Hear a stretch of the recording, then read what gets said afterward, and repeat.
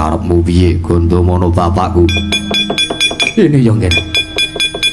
Gandeng sejatipun paman nganake sayembara iki mung merga saya nglakoni kewajiban kaprajan ing Pancala. Ingkang tak goleki mung sapa ingkang keduga bisa ngasorake marang kridanipun paman. Banjur karepmu piye? Ayo, saiki api-api nganake peperangan, api-api nganake nglakoni sayembara. Mengko pun paman tak ngalah kene. Ning ngendi watah sentosamu? Wah, ora pantes kowe dadi nayaka praja negara Pancala. Kaya ngene jebul kasudepianmu. Mung kalah karo perkara kulawarga. Ora engko sik tegese piye ku mah nguman-uman bapakmu ki piye? Malah kowe nguman-uman pun paman ki perkarane apa sarta dasare apa? Derajat pangkat kalungguhanmu kalah karo kulawarga. Teges yen ana sapérangane kawula wong liyandrayan kudu nindakake apa pernatan sing wis mbok gawe. Nanging gandeng aku perangane dulurmu. Aku mbok keparengake ora dadak nglakoni pernatan sing wis digawe karo negara. Walah sentosa tenan pancen bocah pinter kowe ya. Ya ning ngono ayo. Ladenana kridanipun paman. Gladran kuandamu.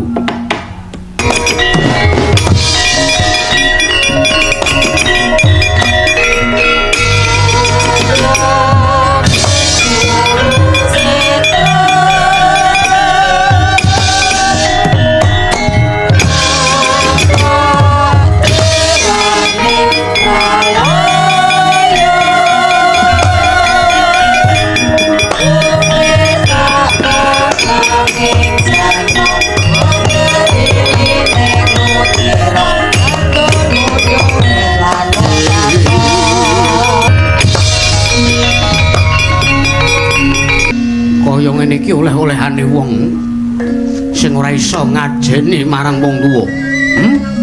Ayo. Aku ki isih welas karo kowe. Aku ki isih duweni rasa asih karo kowe, Bratasena. Yen kowe arep boyong Drupadi boyongen. Ora sandadak nandingi pamanmu Mandura Jajah.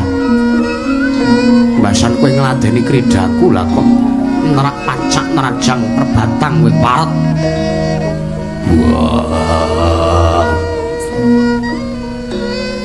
ora bisa nglawan, ora bisa kuat nandingi kridane Gondomono bapakku. Ya pancen bener. Pancen patih Pancala ya aku iki ora ana ingkang bisa ngalahake. Ayo sambato. Tumungkula bapa ngakasa ibumu Pertiwi. Babu Kundi Bratasena pamit mati. Wiyasa kakekku. Aku pamit mati wiyasa kakekku barep. Barep. Adimu pamit mati. Permati. Kembar. Aku pamit mati. Pandu bapakku, aku tak nusul kowe mati. Pandu bapakku.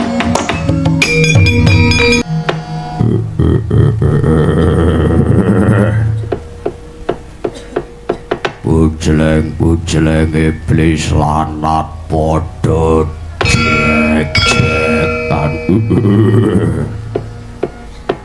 Ora manggo dhisik sira Yayi Prabu. Yayi Prabu Nila Banjara Nalendra bedah langit. Bujleng iblis lanat. Wong iki wis warane wis gedhe banget iki, ngrekasake tenan ah. Iki nek ora ngejo sing dawuhe juragane sepatu sing ora aku gelem. Pilung, wonten dawuh sinuwun. Kowe menengo, Yi. Wonten pangandika dawuh Paduka Gusti kula. Yi Koko Prabu. Koko Prabu Bajranggalono Koko Prabu ing gambir pangot sawanipun kang rayipun nila banjur ing bedah langit tansah manggih kasugengan so sampun sekeca praptanipun kang raying bedah langit Koko Prabu kula ngaturaken sembah kula kunjuk wonten ngarsa Paduka oh Yayi Prabu Bajrang Yayi Prabu Nila banjur sowan ngersanipun Kakang Bajranggalono ngaturke sembah. Pangestuku wae tampanono Yayi Bedah Langit. Sampun kula pundi. Yayi Prabu Griwa Garu. Yayi Tanggul Merantu padha kanthi prayoga sowanmu Yayi Prabu. Arca Kobra Iblis lanat padha cek kan kula wonten pangandika dawuh Paduka Kanjeng Koko Prabu Bajranggalono ing gambir pangot najan kang rayipun Griwa Garu sowan kula wilujeng kalisne sambika marang kula ngaturaken sembah pangabekti kula kunjuk lho yo Yayi Griwa Garu wis tak tampa Yayi Tanggul Merantu pangestu ingsun wae tampanono sampun kula pundi toga padha prayoga sawanmu pangestunipun sinuwun Prabu Bajranggalono sowan kula mboten wonten alangan setunggal punapa den bekti kula kunjuk ndara dublek tak tampa pangestuku wae sampun kula pundi Cururut bilung padha prayoga sowanmu pangestunipun ndara sinuwun Prabu Bajranggalono bekti kula kunjuk sinuwun bilung tak tampa prayogana sowanmu sampun mboten kirang sekeca nuwun wonten pandika dawuh Paduka Kanjeng Kakang Prabu Bajranggalono ing gambir pangot ingkang rayipun nila banjur ing Bedah Langit nyadong dawuh Paduka Kanjeng Koko Prabu sejati menapa ingkang ngarsa pun rembag wonten madaning pasewakan negari gambir pangot dinten sapunika Koko Prabu kula arsa nganglungaken jangga nilingaken karna Koko Prabu Arca Kobra Iblis lanat padha jek-jekan Yayi Prabu nila banjur sayekti jeneng ingsun nganake parpatan ya wingsun iki kang pinangka punjering jagat 1000 negara ora dalah jeneng ingsun iki Nalendra wis mataun-taun madheg ratu ana ing negara Gambir Pangot sepisan bae durung tau sing aran Mengku sawijining wanita ingkang samengku minangka garwa Prameswari ana ing praja negara Gambir Pangot ora dalah destun temen Yayi Prabu destun temen malah iki dina jeneng ingsun nedya ngayonake sekaring kedaton merga nuruti pawarta ingkang wis pinetampa bakul sinambi wara ingkang kumandhang pekabarane ning Nuswa Jawa ya kuwi negara ing Pancala ingkang anakake Sayembara Putri Pinilih ingkang ora kejaba patih negara ing Pancala ngaran Patih Gandamana duweni prasetya sapa ingkang bisa ngalahke dheweke keduga bisa ngukup putri sekaring kedaton kang wangi ya sesilih Dewi Waradrupadi Sang Dewi Kresna kula kangsa kuwi Yayi Prabu nila banjur tak kanthi kabeh wae saking Nalendra 1000 negara iki dina ngebyuk ana ing kedaton negara Pancala Gandamana rangken kepara untal malang ning Wadhuk Udrupadi dadi sisianing nata ing Gambir Pangot Prabu Bajranggalono Yayi latala nyuwun mapunten Koko Prabu sewu lepati agung mangaksami Yayi Prabu nila banjur sajak duwe iku atur nyuwun mapunten mongkok tiasing manahipun kang rayi ing Bedah Langit sareng kula midhanget sabda pandika paduka kepengin ngayonaken putri Sekaring Kedaton. Sampun ngantos paduka piyambak ingkang temandang ngunduraken Gandamana Kaka Prabu. Panjenengan kula aturi lenggah ingkang sekeca mapan wonten negari Gambir pangocekap ingkang rayi piyambak kewala ingkang sakmangke saged ngunduraken Gandamana Nulya Drupadi kula pisungsaaken wonten ngarsa paduka. Mangke riyen.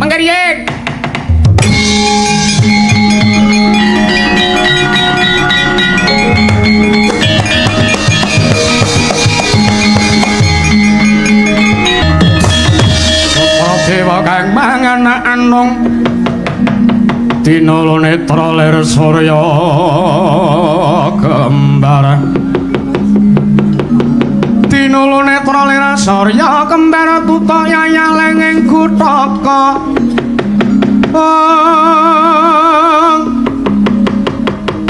Mises yang mawa Prabawa Tuhu ageng siwi Purbata Sanata Dubreksa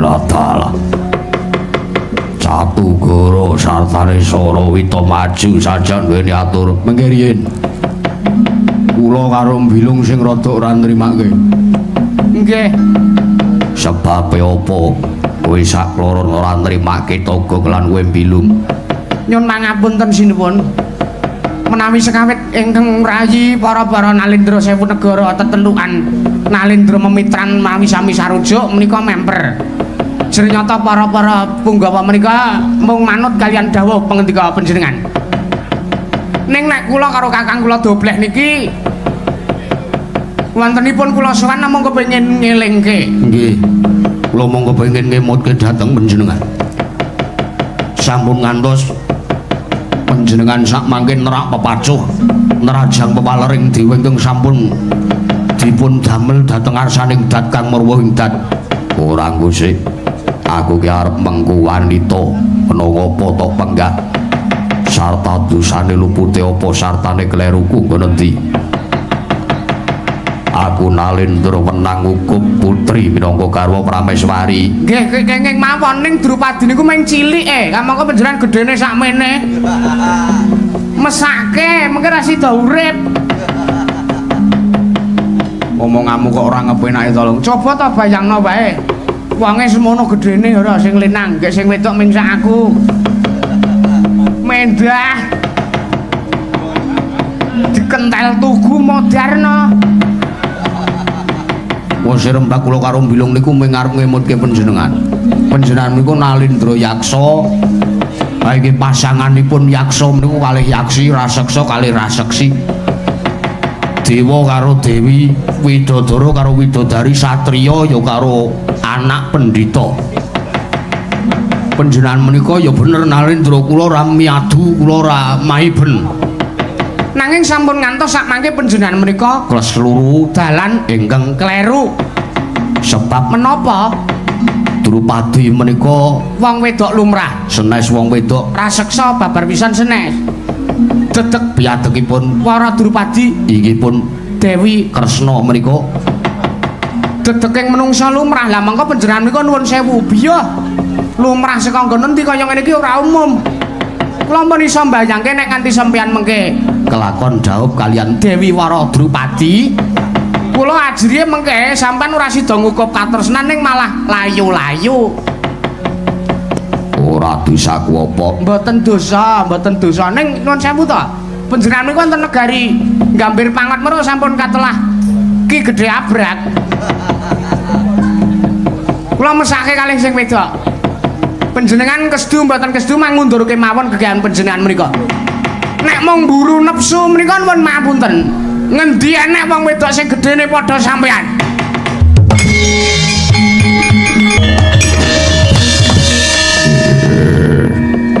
Togo Bilung wonten dawuh niatku iki wis tahan tepi karepku iki wis tahan tepi sok sapa sing pepalangi karepan rawe-rawe rantas malang-malang mutung kowe iki mung batur pangembating catur ora ndine wewenang menggak marang keparpaning nalindra ing gampir pangon. Lho ya wis. Ora sida bahagia kok malah berduka. Lah ngopo to? Wis ta bayangno to, Gek.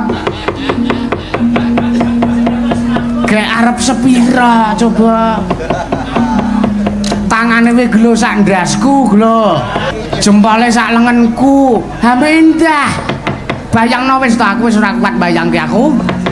Aku mesake karo Drupadi aku. Luwung boyo aku wae sing rabi karo Drupadi ki.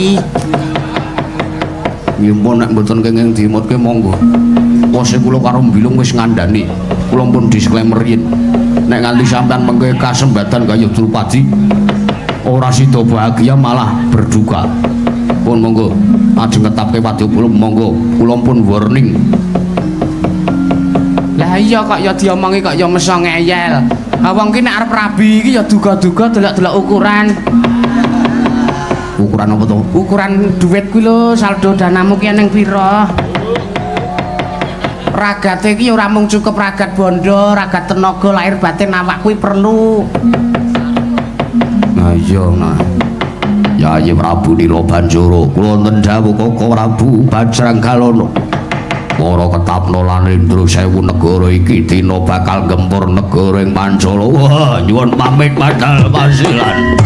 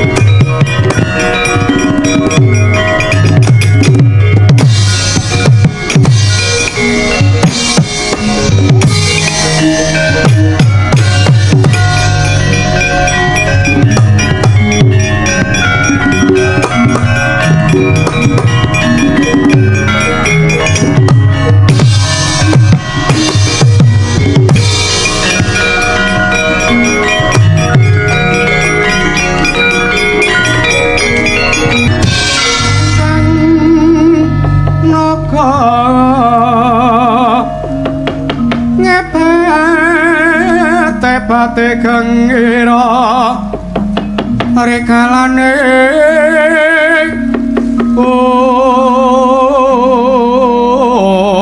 oni naga makikian kumambang katonku mawang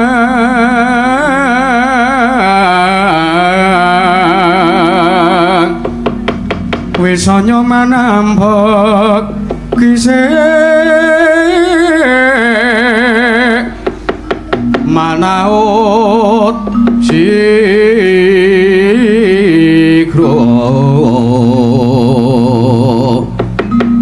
marang risang bayu siwi latala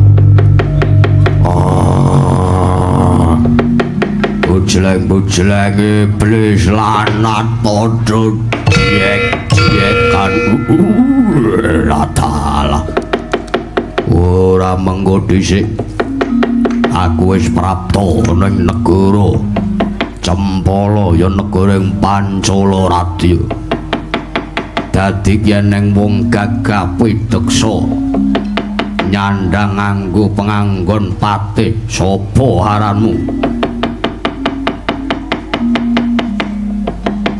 sawang rentak-rentak laku ning Purwadyabala yen tak sawang saka sandangan iki Wadyabala saka tlatah sabrang lho iya kowe sapa tak takoni malah ora ngaku genti takon karo aku apa kowe durung mangerteni sarta apa kowe durung ngawuningani ya iki Patih Pancala ya aku Patih Gandamana wah iki sing digoleki ketemu tenan Kakang Prabu Yayi Prabu iya kowe sapa tak sawang kowe ratu buta ngirit ratu akeh ya Gandamana tepungke iki nalindring tanggul brandu jejulukku Prabu Griwa Garu dasar kepara nyata sing mburi nganggo kethu sapa kethu iki topong dudu kok kethu nanti kleru muni atabu iki kowe ngaku kowe sapa ya iki Nalendra Memitran aku Nalendra ing negara Rajek Wesi jejulukku Prabu Gapit Malinteng dasar kepara nyata sing cangkeme mrenge sapa wah parat ngilang-ilangke karo aku kowe durung tepung kok monggo iki wong telu iki cangkeme mrenges kabeh ya iki Nalendra ngawu langit jejulukku Prabu Bajrang Kencana sing mburi dewi sapa aku Nalendra rancang pamot aku Prabu Setigrat tasawang ratu sewu negara rantak-rantak tekan kene duwe sedya apa Blaka Suta wae Gandamana tekanku kene iki arep mupu sayembara mboyong sekaring kedaton sing aran Dewi Waradrupadi sang Dewi Kresna bakal winengku garwa dening ratu Gustiku Nalendra ing sewu negara ing Gambir Pangot ya kuwi sinuwun Prabu Bajrang Galana ayo ulungna ora sandadak ngenteni para Nalendra sewu negara ngruda peksa karo dapur muring dina iki tak jaluk Dewi Waradrupadi ulungna apa yang wis tak tetepake sapa yang bisa mupu sayembara tegas bisa mecatake nyawane Gandamana keduga bakal antuk sarta mboyong marang Sang Dewi Waradrupadi sekaring kedaton wah babar wowo ora minggat apa kelakon ning kene marganing patimu rimah-rimal kaning untal malang dadi ganjeling wadukku ora maju ora bakal tak tinggal jangka uncat palatala Para jiwa begalan Brahmanapati kantoran bau cekel sabuk milang tatu giasik kejoting pati aku apa tetapuramu sing tekaning pati. Para majoning pengin tak senteng dasmu tekan Papua kuandamu.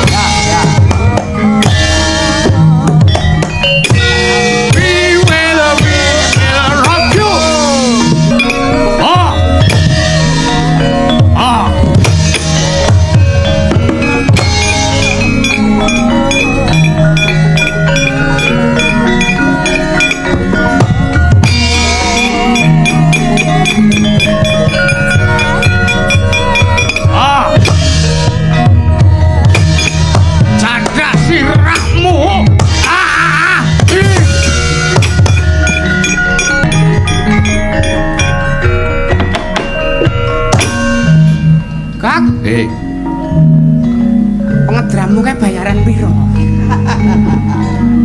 Ayo padha kancane. Dram-dramane kaya ngono kuwi. Heeh. Apik. Piye? Jaremu aku ora oleh geser saka demung kok.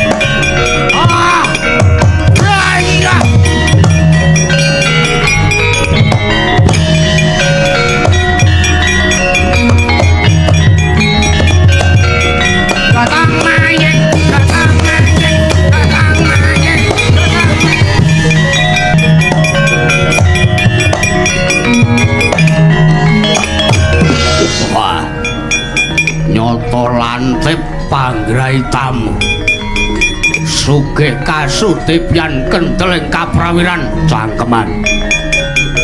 Ayo cobanen sing maju ora mung remis-remis muning kowe biantongane tekan kene. Wah yo giaglak limpamu. Wah Hendro aku as ha hi hey ah hey ah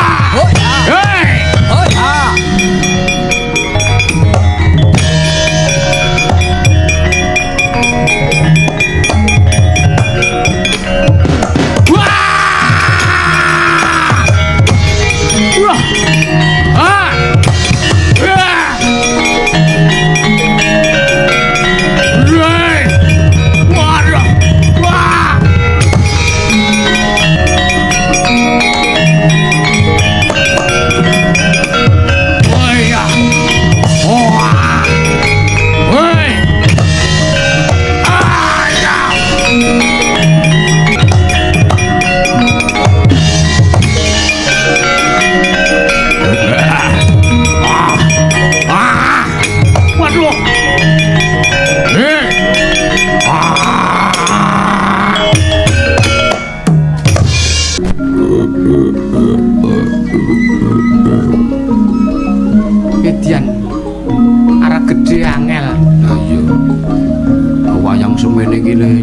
ngrungokake ya rasa kok ya lung. Heeh.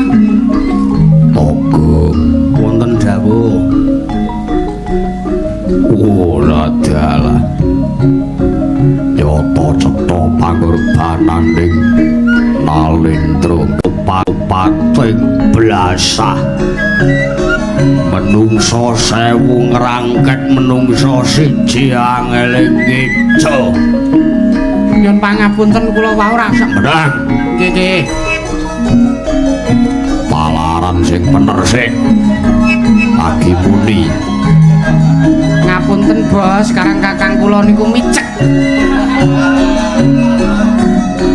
kersanipun dos pundi kundur mawon bali tutu ataing Nalendra kang bawa leksana Gandamana tekan kene wah kekirik Pancala Radya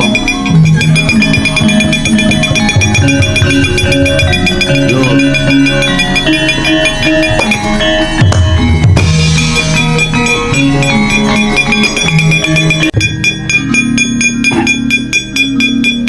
subscribe parat eneng buta sondo langit gedene ayo Gandamana we parat sapa we ya iki Nalendra Gambir Pangot aku Prabu Bajranggalana wah parat sajak kowe ingkang arep ngayonake Dewi Waradrupadi dasar kepara nyata pripun sampean ya ora trima to nek Dewi Waradrupadi dadi bojone niki kula dhewe wis ora mbayangke ndahne gedene piye drijine wis sakmene driji siji wae ra sedeng ayo aku kepengin ngatoke kaprawiran ketokno yen pancen bisa ngalahke Prabu Bajranggalana oh ora tekan kene aku arep mboyong Drupadi mati dening aku ya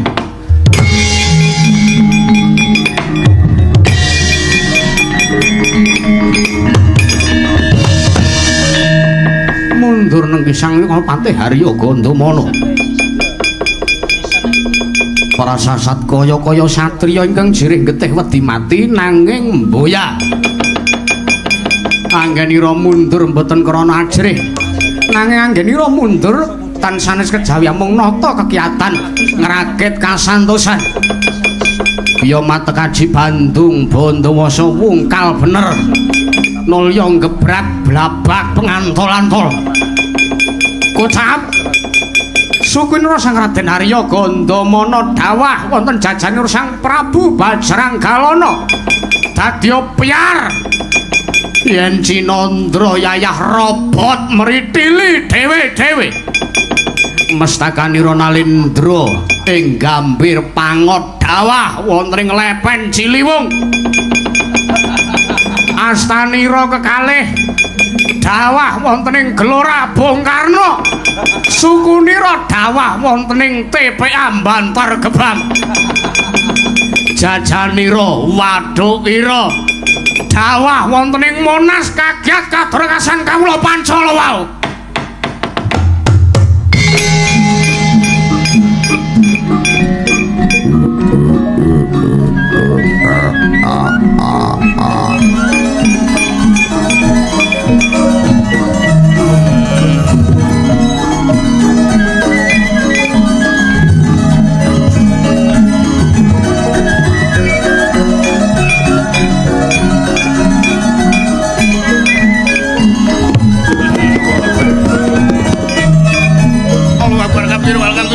subhanallah ura tawasila la ilaha illallah la ilaha illallah wal lamdu yu'ima yu'min wa la kulli shay'in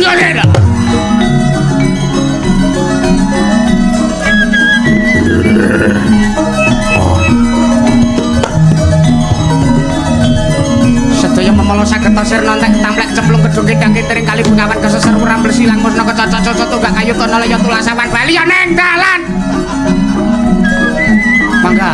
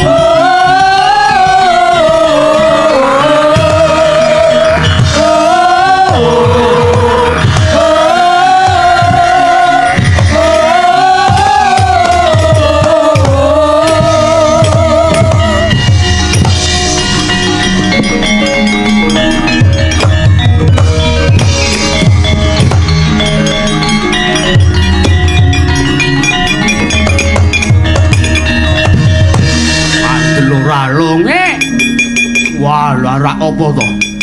Ratu Sewu Negara wis entek. Malah kae Ratu Gusti Musinwon Prabu Gambir Pangot ketiban Bandung Bandawasa. Mestakane tekan Ciliwung kae piye? Ayo druki ka memigat wae apa kelakon awake dhewe ya ora slamet ngene.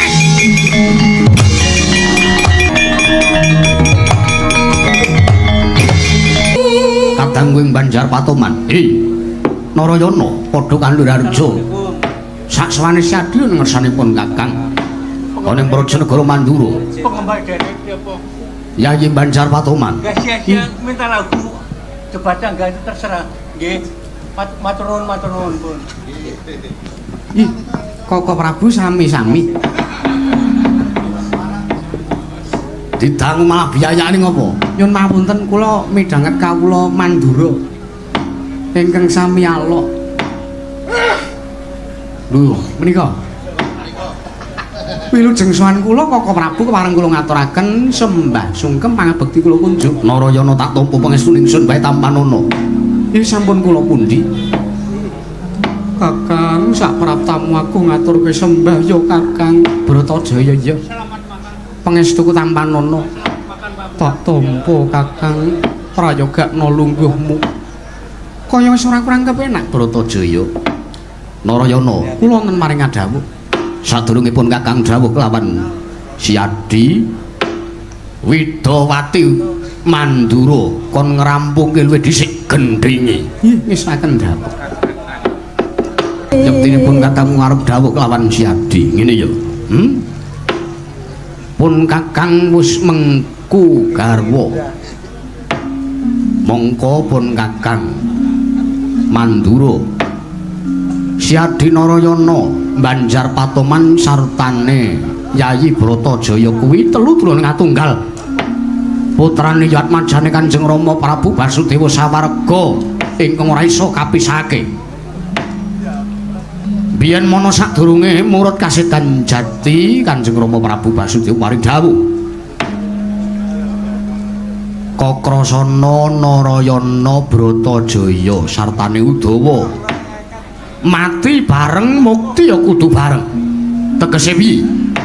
Pun Kakang wis mengku garwa Prameswari sawijining wanita ingkang njajari marang kalungganipun Kakang ing Mandura. Narayana.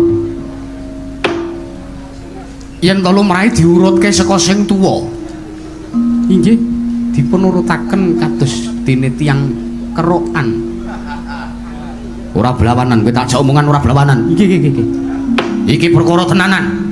Rembug kadiwasan iki. Nggih, Koko Prabu ngestaken dawuh. Kepareng kula midhangetaken sabda pangandika paduka.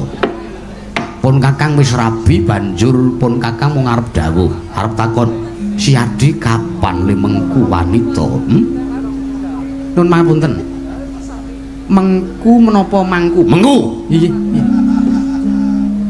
Mengku wanita menika tegesipun rabi.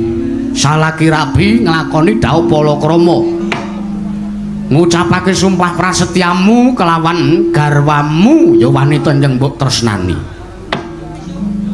Koko Prabu, piye Narayana wi? Nyun mangapunten. Kula urip wonten ing Madyapada mriku mboten kesusu kok. Tegese ora kesusu. Kula menika mengeti, kula ngelingi umuripun ingkang rayi Banjar Patoman ingkang taksih muda tumaruna menika dereng titiwancinipun menawi mengku sawijining wanita. Tiyang ingkang badhe rabi menika pawitanipun menika mboten gampil, pahitane ora gampang, ora enteng. Watone padha-padha gelem nglakoni, Syadhi nglakoni kanthi ikhlas, wanita sing mbok tresnani uga nglakoni kanthi ikhlas. Tak kira mengko bakal nuwake tresna sejati ingkang tuwuh lahir terusing batin. Inggih, kula pitados menika. Nanging kula mrika ngaten lho menggalih babagan gesang kula piyambak kemawon kula mrika judheg. Kala mangsanipun kula piyambak bingung menggalih babagan urip kula piyambak napa malih menggalih babagan gesangipun anake tiyang. Anake wong liya kula openi. Lah kula ngopeni awak kula dhewe mawon tesih kewuhan. Walah jagat pangestu ora butur jagat. Narayana. Kula wonten maring adhawuh. Kowe aja ngilang-ilangke lepun Kakang ngopeni kalawan Syadhi. Pun Kakang Mandura iki dadi suwe wong tuwa mestine Gandeng Kanjeng Rama Prabu Basudewa wis ora ana, wis murut kasedan jati. Mula pun Kakang sing dadi sule wong tuwa, wakile wong tuwa momong kelawan kadang-kadangku. Ya kowe, ya Bratajaya, ya Kakang Udawa. Inggih kula pitados. Nanging perkawisipun mboten wonten wanita ingkang kula tresnani. Lho. Piye iki? Nyuwun mapunten. Tiyang menawi badhe rabi menika pawitanipun setunggal kedah wonten tresna. Angga kalih menawi sampun tresna kedah wonten ingkang dipun tresnani. Ha inggih wanita menika. Lah menawi kula kemawon mboten tresna kaliyan sawijining wanita pundi kemawon pundi papan kula mboten enten sing kula tresnani. Mboten wonten ingkang kula remeni. Lajeng kados pun diseranipun anggen kula badhe nglampahi salaki rabi Koko Prabu. Walah, kowe iki ora tanggap ing sasmita. Ya bener kowe iki satriya lante panggrahe tamu. Kowe iki sekti najanto perang ora wani. Nanging apa Siadi Narayana ki ora krungu pekabaran apa ora mangerti kahanan. Pawarta binetombok bakul sinambi wara binandunging karna ingkang wis sumebar saindenging Nuswantara ngandharake yen to negara ing Pancala negarane Paman Prabu Drupada sakmengko nganakake sayembara pinilih.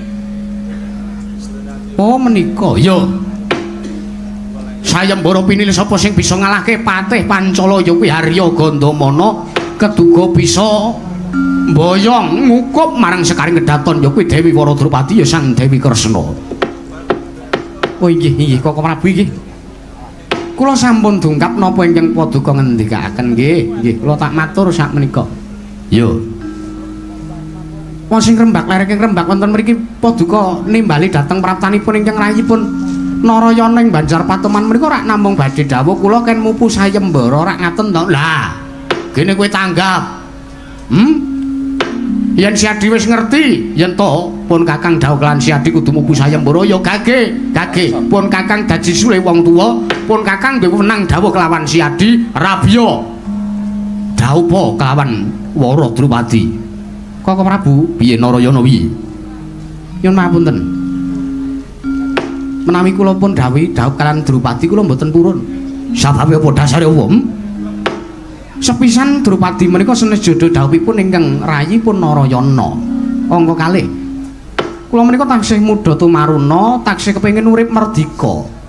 Kula taksih kepengin ngudi undhak ing ilmu, nggayuh wuwu ing kaweruh. Ngulir budi ngasah kadiwasan. Kula menika taksih kepengin ngugemi dhateng laku dharma ingkang kula lampahi menika. Kula tirakat, kula talak brata, laku prihatos menika benjangipun badhe kula tulataken, badhe kula turunaken dhateng sak tedhak turunipun ingkang rayi Banjar Patoman supados saged ngraosaken undu-unduhanipun anggen kula laku tapa brata, kula ngulir budi ngasah kadiwasan. Ngudi wuwing ilmu undhak ing kaweruh. Menawi kula sampun rabi menika nyuwun pangapunten. Wong rabi menika bakale kawengku lho. Wong ki nek wis rabi arep maune sadurunge rabi saben dinane gaweane keluyuran ngudi ilmu ngalor ngidul ngulon ngetan. Nek wis rabi paribasane arep metu saka omah mawon dipliriki dibalang liring karo sing wedok. Contonipun wonten mriki menika sampun wonten. Sapa? Panjenengan. Ora usah nyemoni karo aku. Loh, nyatanipun ngaten kok. Ngaten lho. Tur malih kula ngugemi tembang, sampun ngantos kasenenganing manah kula menika dipun wengku, dipun penggak kalian wanita, kalian hukum rabi sing jarene niku kewajiban. Koko Prabu mugi dados ning kawuningan kula dereng kepengin kawengku. Kula dereng kepengin kawengku. Narayana wonten dawuh wong rabi kuwi ora kok kawengku nanging wong rabi kuwi hamengku. Inggih nanging akeh kawengkune ngoten lho. Kula ora gelem rabi langkung rumiyin menika awet kula menika ngerti abote wong rabi, abote wong omah-omah. Sing paling abot menika dudu kok anggone golek sandang pangan. Ning kepiye carane ndak dina ora ketang seprapat wektu saged lunga saka omah menika lho. Pripun seranane iso nglungani bojo? Ya jane bener. Lah nggih to panjenengan piyambak nggih ngraosaken to. Iya. Arep udut dipenging. Arep mancing dipenging. Mongko panjenengan pirsa piyambak gawean kula menika kluyuran. Kluyuran ora kok dolan sing mboten wonten ginanipun. Nanging kula menika anggenipun kluyuran menika ngudi ngelmu. Lah kamangka wong wedok kuwi umpama kula sampun gadhahi bojo lho, umpama kula pun rabi. Kula nyuwun pamit kalian bojo kula, Dik, aku tak njaluk pamit sik, aku tak lunga metu nggayuh wuwing ilmu ndak ing kaweruh. Mesti wangsulane ngapusi ngomong wae arep mangku wedokan liya. Ngoten niku. Kula menika dereng sagah pun wengku dening tiyang wanita menika kok Prabu.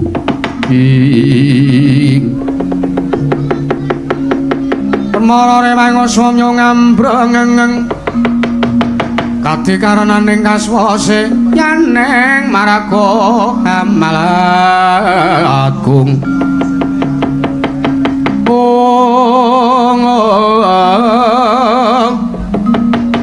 miring sang gandha wastratma juwa long-long lalu angulati surya mangrangsang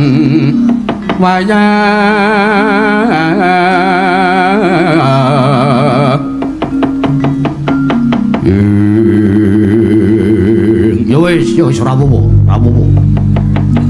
Yen to Si Adi ora gelem mengku garwa kelawan Drupadi pun kakang ingkang mupu sayembara. Lah panjenengan niku ora mah ibarat tembang wong legan golek momongan, kebo punuk golek pasangan. Wong pun mengku garwa kok ya meso arep rabi meneh lho. Aku ki mupu sayembara ki nglamarke kowe kuwi lho. Oh, ngaten. Yo, ngeyel jebule Kakang Dawa. Piye? Wong tuwa ngeyel tenan. Toke wae. Nyatane kowe wegah dirabeke karo Drupadi kok ya meso. Ngeyel wae arep dilamarke. Narayana lungguh sing prayoga pun Kakang sing prapta ning negara Pancala.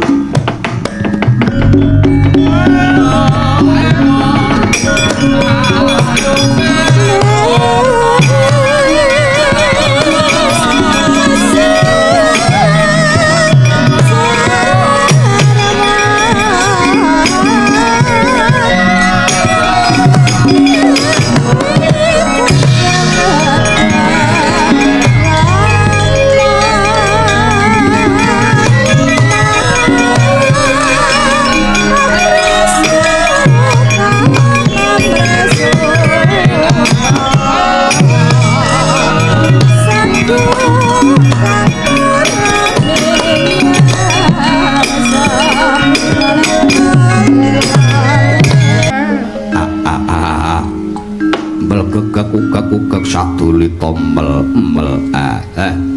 nyuwun mangapunten Ndara. Sowan kula wonten ngarsanipun Ndara Puntadewa wonten ing Wukir Tawu. Mriki kula namung nyowanaken inggih menika Resi Dumya. Menika Resi Dumya peparapipun kamuning ana menika rumiyin patih negari Ngastina dukunanipun nderekaken ingkang eyang inggih menika pun sinuwun Prabu Kresna Dwipayana inggih pun sinuwun Prabu Abiyasa.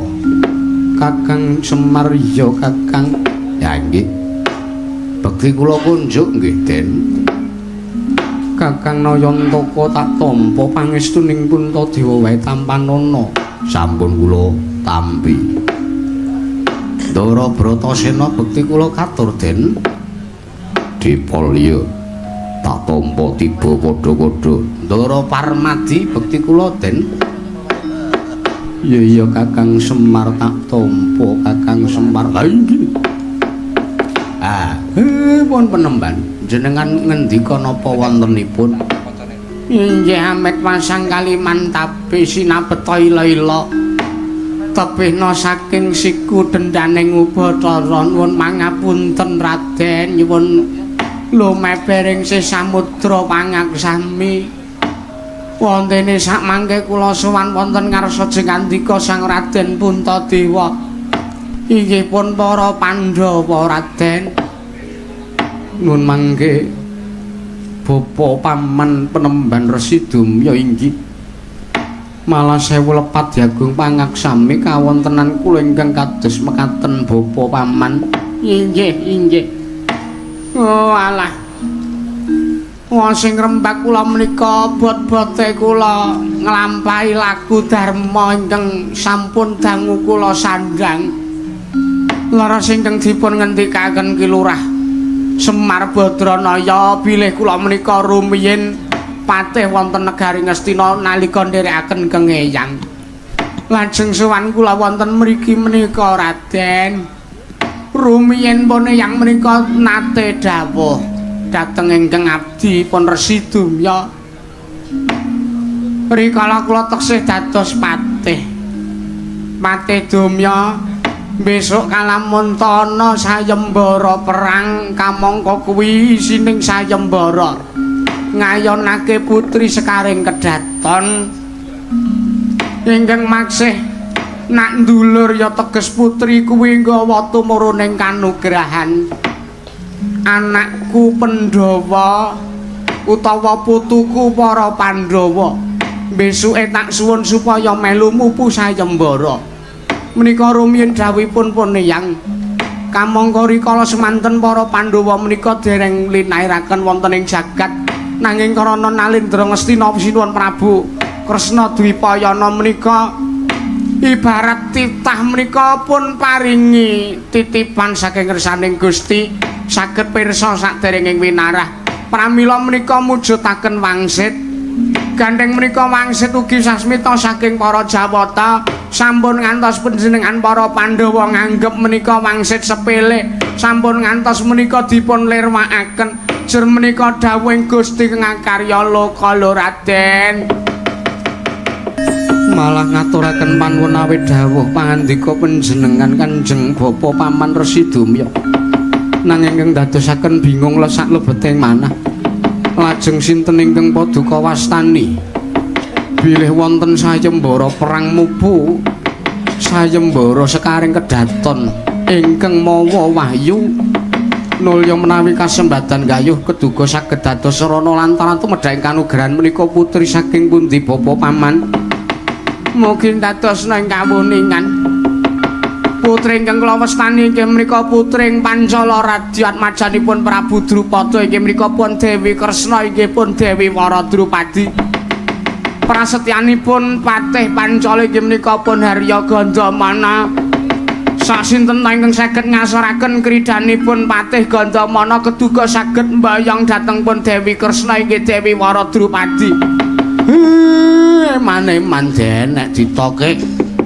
monggo niki dawuhipun kengeyang menika sami kemawon dawuhipun para dewa dawuhing dewa sami kemawon dawuhing Gusti nek sampean nganti nglencati ora nindak apa sing dadi ngendikane para pinisepuh dosa niku ora sampean rasake ning sampean gembol rasa tanggung jawab sing gedhe nek ora sampean labuhi Den gonjang ganjing langit kelap-kelap katon lir genjange ngalis risang mawe kandrung sabaran katul bukir wah Dumya bapakku Raden Bratasena kados pundi sejatine barep kakangku mung kuwatir mergo wedi perang dheweke ora iso perang aja kuwatir yen to babakan mupu sayembara ingkang kudu ngasorake kridane Paman Gandamana Bratasena ingkang saguh nglakoni oh inggih nanging nyuwun pangapunten menapa mboten prayogi menawi kedah sinamuning samudana tegese piye teges anggen kula prapta wonten ngersanipun Nalendra ing Pancala sareng kalian para Pandhawa menika sampun ngantos wujud Pandhawa limrah kados mekaten. Banjur kersane Dumya bapakku kepiye? Mangga sak mangke ngrasuk busana kabrahmanan. Panjenengan sedaya kula aturi supados samudana dadi anake Resi Dumya. Mangkono inggih. Kula namung kepengin nadi sepinten ta bawa laksana nalendra ing Pancala pun Prabu Drupada. Yen ngono ayo tak dherekake dumya bapakku.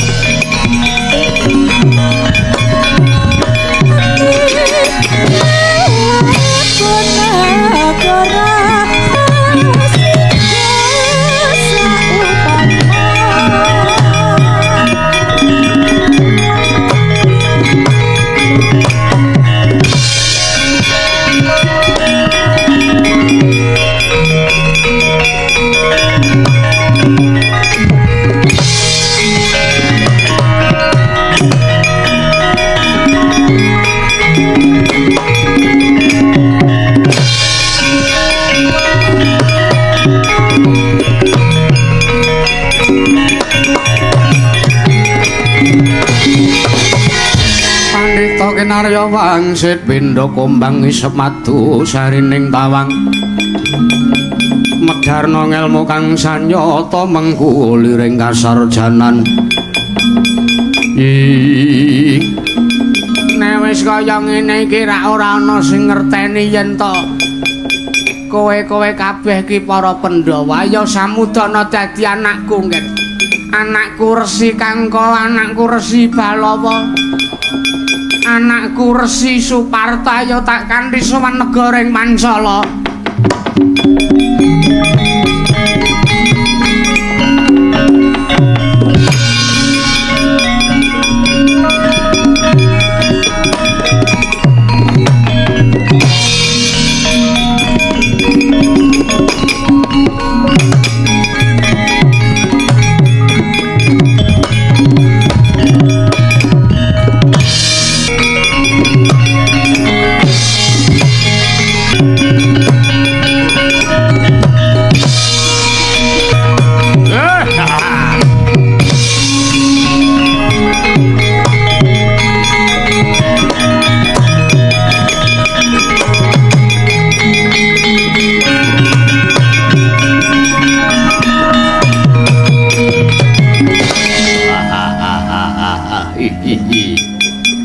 Paman Gondo ngono.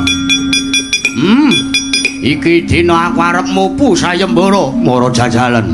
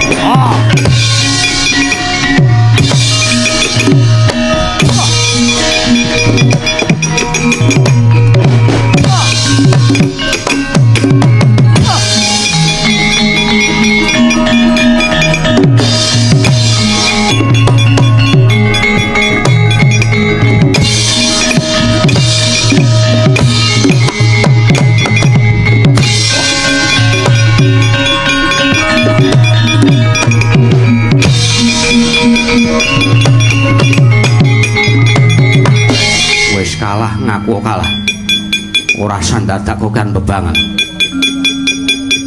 Patih Pancala kuwi apa anane sing dadi nyatane nek kalah tak omongke kalah yen menang tak omongke menang nggih paman iki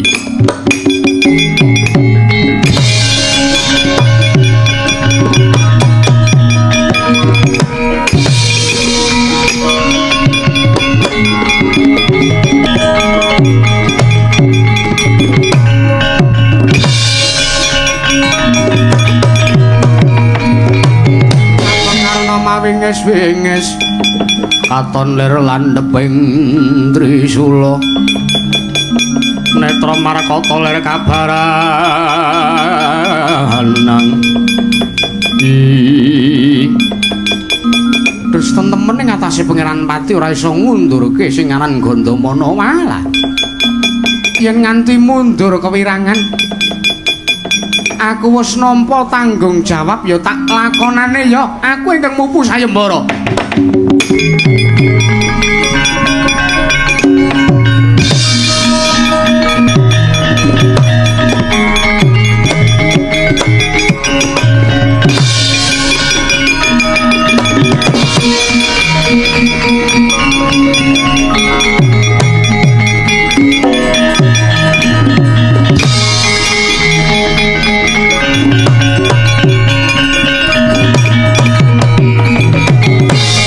Jayatama gambar arum sangku sumayata mawur madu bronto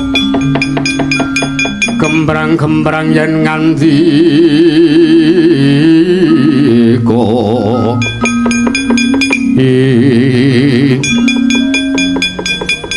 malah sang Dewi Wara Drupadi ingkang mrepeki kelanunggiwaning Basukarna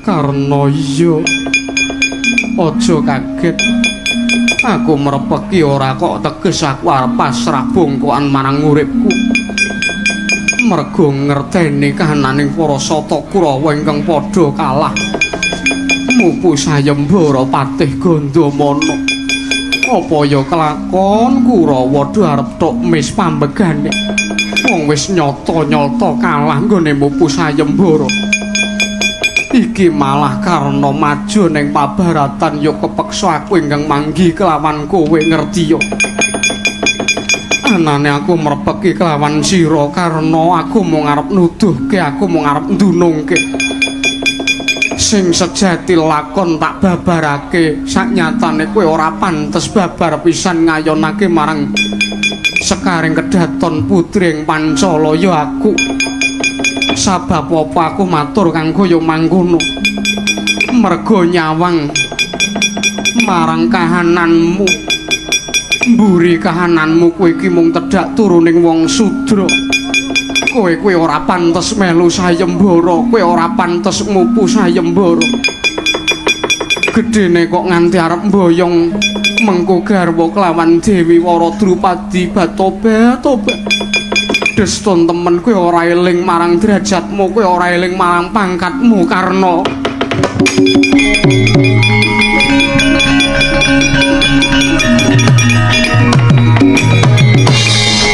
ngajeng Sitikong Siti Tanaya ajeng datan Susila mijil dukanira sang Narapati ponang kerot kanan riwe kumriwis pucak ing rawis yen sinapta marang sagedheng muruk dadi dahono iya edian walah kok malah dadi babar wirang oman-oman ning kene iki ketok gedhoanmu ketok lorekmu kowe mertandake omonganmu sing kaya mangkono kuwi mertandake yen to kowe iki wong wedok ingkang ora ngerti marang kasusilan mertandake yen to sira kuwi wong wadon ingkang ora ngerteni marang lelabuhan ingkang anake sayembara kuwi ra Patih Pancala dudu kok Drupadi ingkang anake sayembara kuwi negara Pancala dudu kok sing bakal diayonake ning ora apa-apa kowe mbabar wirange Karna ning kene ora apa-apa ora dadi ngopo dipidhangetke kawula Pancala semene ambane semene akae aku ora lara ati mung welingku Drupadi gatekno iki prasetyaning Basukarna gandeng nggonmu mbabar wirang marang aku kuwi padha karo kowe nandur saka Karna besok kowe ngunduh ya bakal saka Karna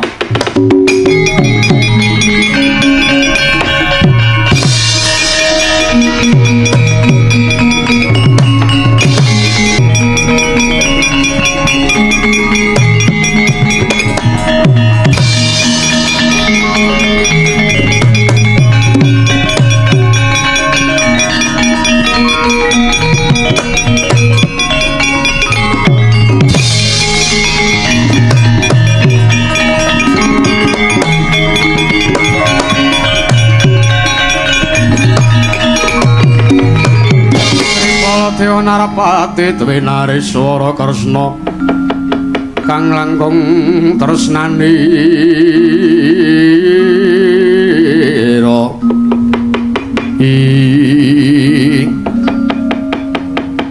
Angger Prabu Mandura Paman Patih Gandamana inggih paman katunan manjing wonten ing Mabaratan arsa mupu sayembara para Drupadi badhe kula boyong badhe kula dhawuhaken dhateng rayi kula ping Banjar Patuman inggih Narayana monggo pun cobi mawon nyuwun mapunten kula paripaksa ngladeni napa ing kados kridanipun Paman Patih Arya Gandamana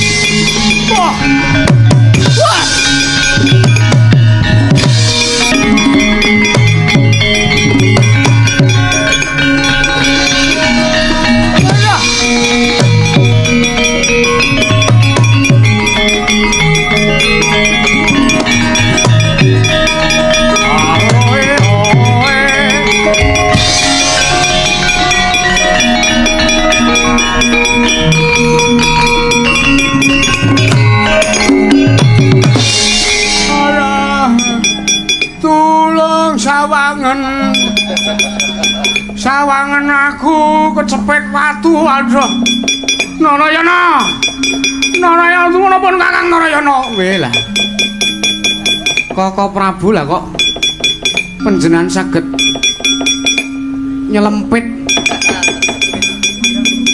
wonten ing sela karang menika larah-larahipun kados pundi weh lah kok apik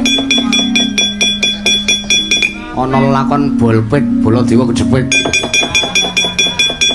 ora sembrono lho Kakang Udawa ora Udawa kowe gegira aku pecah siramu nggih sinuwun nggih nyuwun mapunten sinuwun tulungana aku Narayana tulungana aku nggih kula tak ngudi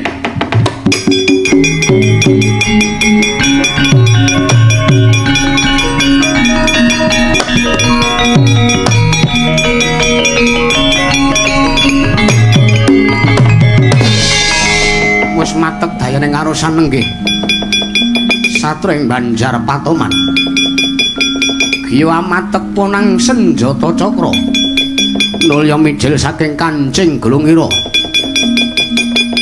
ngejur sela karang ingkang jepit Sang Prabu Baladewa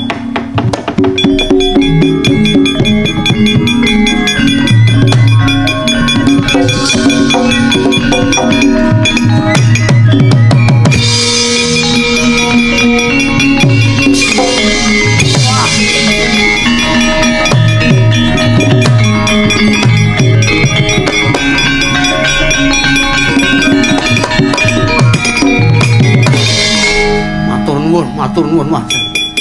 Walah ora pati ndugamana Paman Gandamana sekti kliwat ukur. Pripun? Ngandel ora? Kula omongi ngeyel kok panjenengan menika. Lah nggih kok wong pun kula tulungi kek dipun lajengaken anggenipun mupu sayembara. Rabi karepmu ra karepmu. Ngrabi ngrekasake wong tuwa. Wong tuwa menclamen celek kok senengane.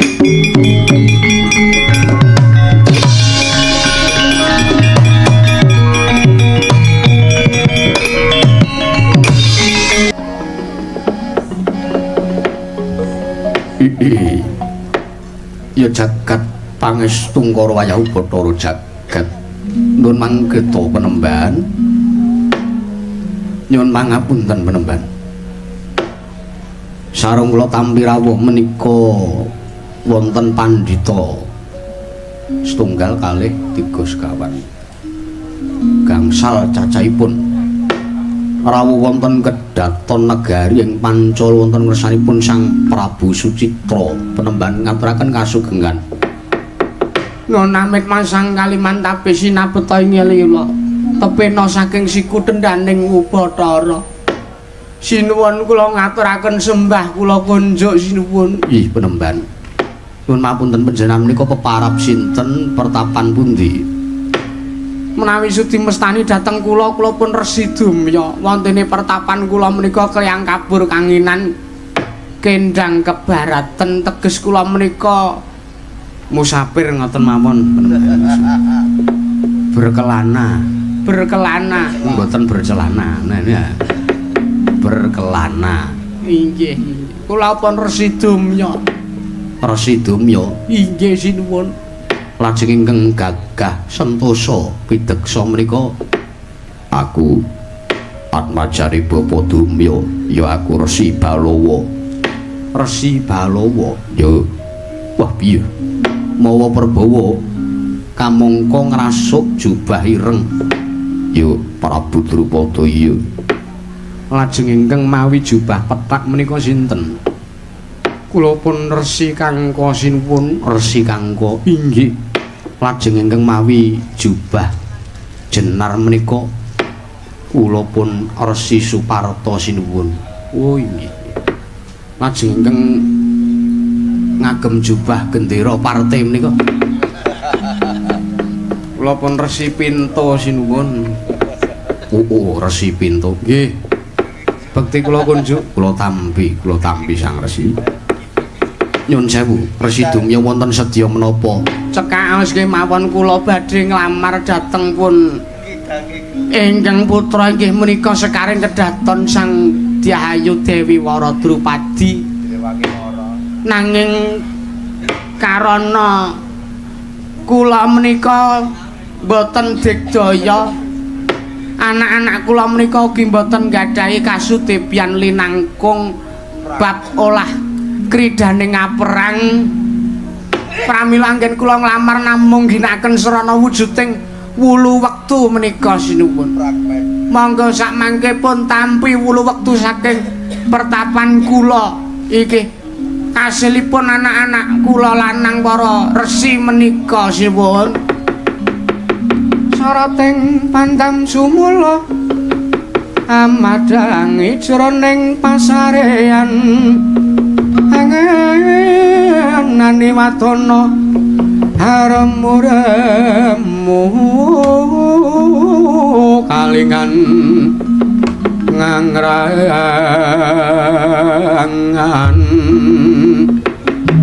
sang diak manahengkong sumungkem kuling sang kakong rempo papu eman-eman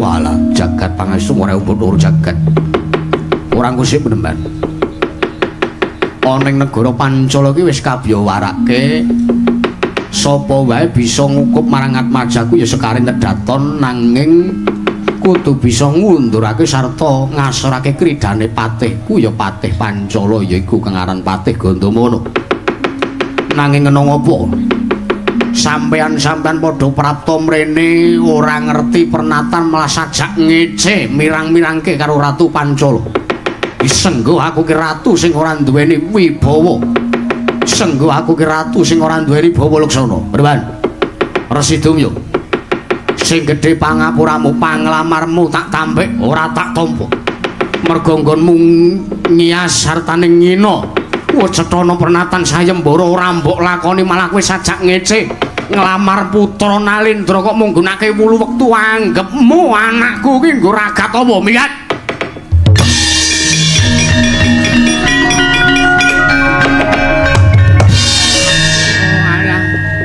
Ger anakku Resi Kangka ana dawuhmu apa bapa urung kasempatan panjang kane awake dhewe ming kawula cilik ayo ngalih ora pantes mapan ning kene.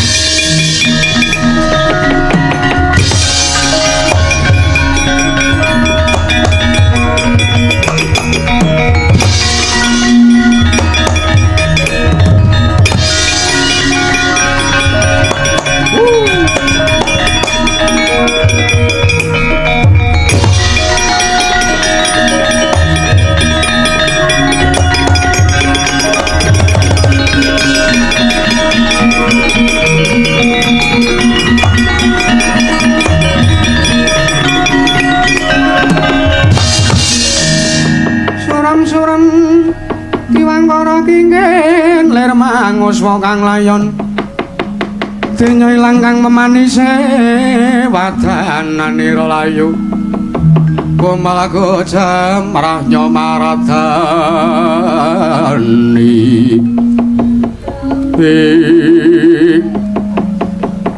Gondomana maju ning opo nyuwun pangapunten sinuwun sareng kula midhanget pangandika paduka kok sajak nyocok wonten saklebeting manahipun ingkang abdi kepatihan pun Gondomana. Panjenengan menika Nalendra teka wonten pundi bawa leksana lan kasusilan paduka. Kamangka Nalendra menika kedah saged ngurungkepi, kedah saged ngayomi tuwin ngayemi mring sak pepadhan. Mboten ngemongaken titah menika nggadahi derajat pangkat utawi mboten nggadahi derajat pangkat. Mboten ngemongaken titah menika tiyang aluhur utawi namung tiyang loro sakudon telu sakurupan. Oh alah sinuwun nyuwun pangapunten. Menawi kula menika nggrahita bilih paduka Nalendra ingkang bawa leksana jebul tinemunipun kula lepat. Jebul tinemunipun kula lepat. Nyatanipun paduka mboten saged nggadahi watak adil tumraping para kawula sinuwun. Oh.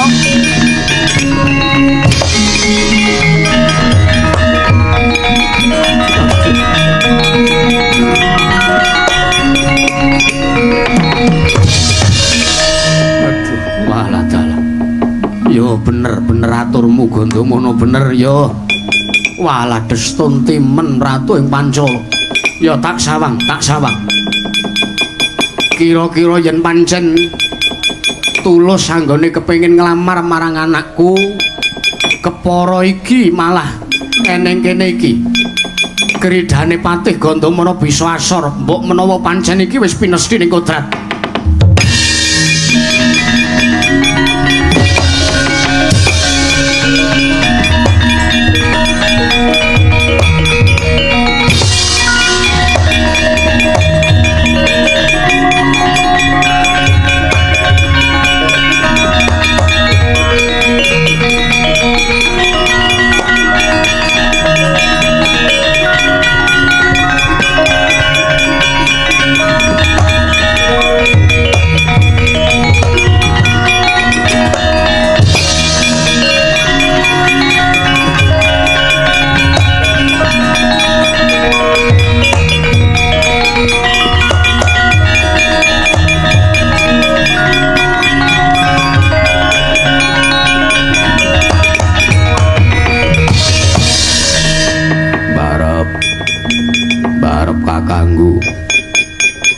Dimas Bratasena kepiye?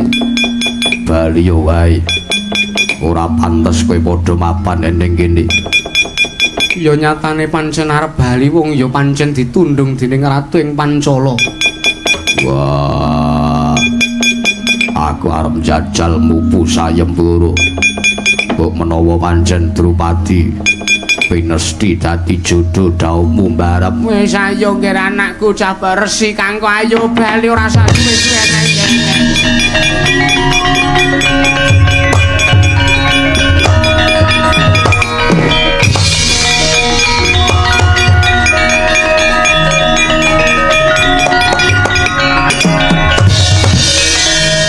Kakang Mas Sarmati Angowo. Menawi kula pun dawuh wangsul boten kula badhe nderek dhateng panjenengan Bali. Boten. Kula nderek panjenengan Bali. Boten Bali ora. Boten ora gelem Bali piye.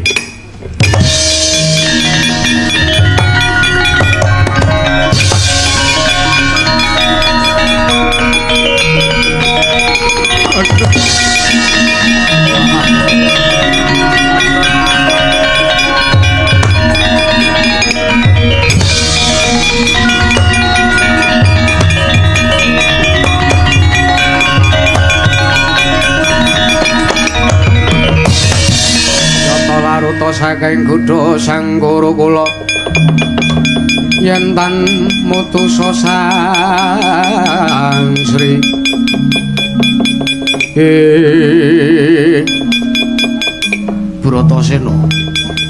Bratasena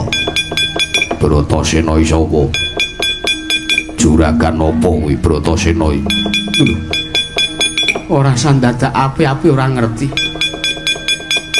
pun paman iki sejatine mangerteni kalamun tengkang prapta kedaton Pancala kae mau Pandhawa. Wah, aku Resi Balawa. Lah iya maliyane Bratasena. Wong nek wis konangan ku rasa dadak suwala ora sandadak samudana. Karepmu piye Gandamana bapakku? Ini yo ngene.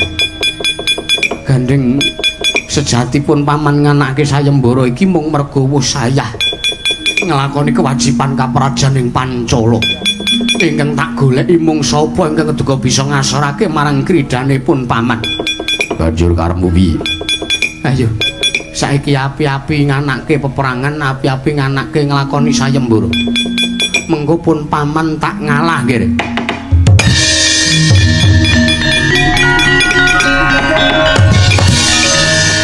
Nek ngendi watak satriyamu?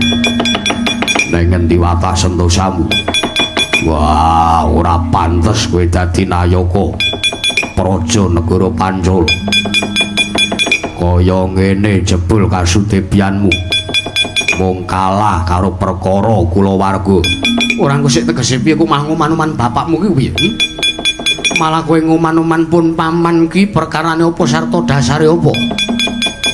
Derajat pangkat kalungguhanmu kalah karo kulawarga. Teges yen to ana sapérangane kawula wong liyandrayan kudu nindakake apa pernatan sing wis mbok gawe. Nanging gandeng aku perangane dulurmu. Aku mbok keparengake ora dadak nglakoni pernatan sing wis digawe karo negara. Walah sentosa tenan pancen bocah pinter kowe ya. Ya ning ngono ayo. Ladenana kridanipun paman. Gladran kuandamu.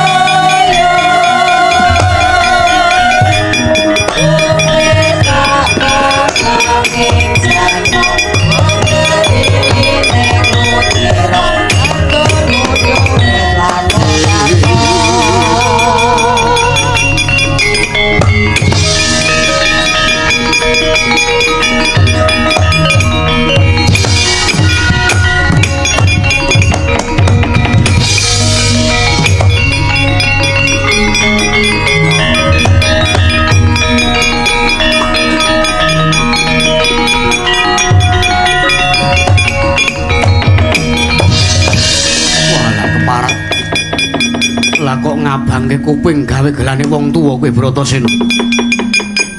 Olehku ngantem kowe iki ora nggunakake tenaga merga pawitanku tresna. Lah kok kowe ngatasé bayi wingi sore wani ndugang pilingane wong tuwa. Gebrak Bandung Bandawasa kelakon mati dening aku kowe.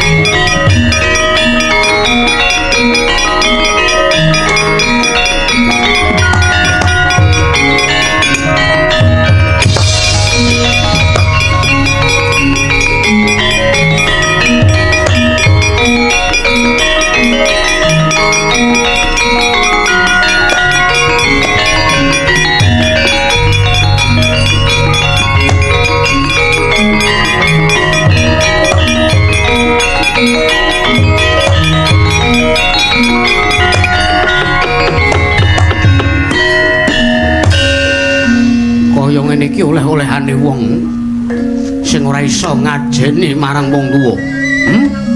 Ayo. Aku ki isih welas karo kowe.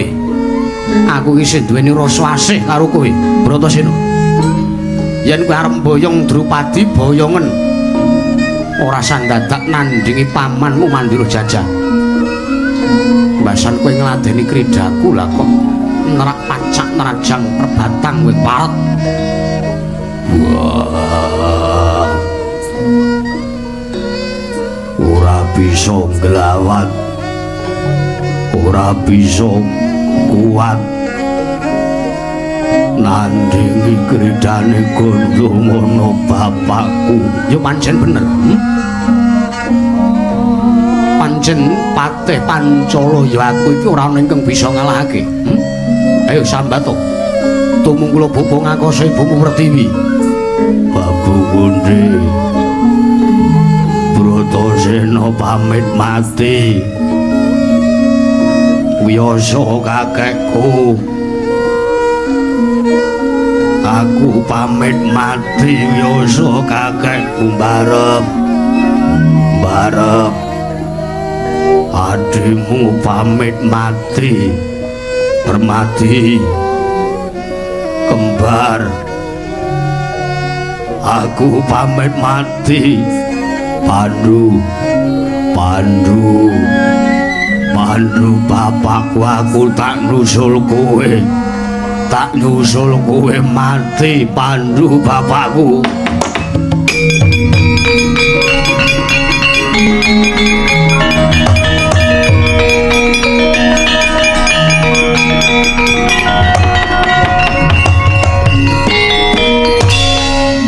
Drodhok sarirane Sang Gandamana sareng midhanget pasambate Sang Bratasena kang nyebut asmaning para punden kang sawargi.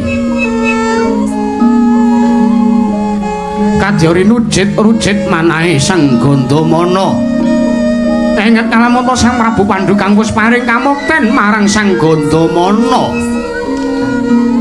Pinaringan kasekten maneka warna paringe sawargi Prabu Pandhu Dewayana. Pramila mangke teka ngantos damel kasangsarane Sang Bratasena bebasan kaya den lolosi bayu anggane Sang Gandamana. Wekasan kendhung kenira midak lawan Sang Bratasena kaya ilang kekuatane Sang Gandabayu Siwi. Ucap Sang Bratasena sigra numplak kekiyatanira kang pungkasan. Astanira sedhuwa marang dadane Sang Gandamana tan grahita. Sedhuwane Sang Bratasena anyarengi madating Sang Pancanaka sekilan gedene. Temah neratas, temancep jajane Sang Gandamana mancur ludirane.